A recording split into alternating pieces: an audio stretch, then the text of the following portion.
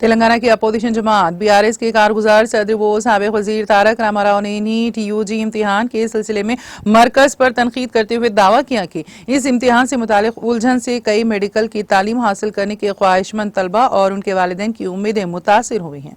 उन्होंने बिहार में 30 लाख रुपए में पर्चे सवालात के फरोख्त होने की इत्तलात के बावजूद हुकूमत ने कोई कार्रवाई नहीं की है। इस सिलसिले में कई अफराद को पहले ही गिरफ्तार किया जा चुका है। उन्होंने मरकज पर लापरवाही और सुस्त रवैया इख्तियार करने का इल्जाम लगाया।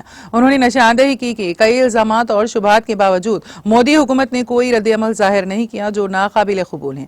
उन्होंने सवाल किया कि वजीर आज़म मोदी जो उमूमन तलबा से इम्तिहानात के बारे में तबादले ख्याल करते हैं, नीट के मसाइल पर क्यों खामोशी इख्तियार किए हुए हैं। उन्होंने NDA हुकूमत को मौसूमा मकतूब में इस वाक़े की जामे जांच करवाने और इस वाक़े के जिम्मेदारों के खिलाफ सख्त कार्रवाई करने का मुतालबा किया। उन्होंने तलबा और वालिदैन को दोबारा यकीन दहानी करवाने पर जोर दिया। उन्होंने 67 तलबा की जानिब से फर्स्ट रैंक हासिल करने की गैर मामूली सूरत हाल को उजागर किया और कहा कि एक ही इम्तिहानी मरकज के 8 तलबा ने 720 निशानात हासिल किए हैं। उन्होंने कहा है कि ये पेपर लीक की वजह से हुआ है। उन्होंने इंतखाबी नताइज के मौके पर इस इम्तिहान के नताइज के ऐलान पर भी तनकीद की और कहा कि इससे शुबहात पैदा होते हैं।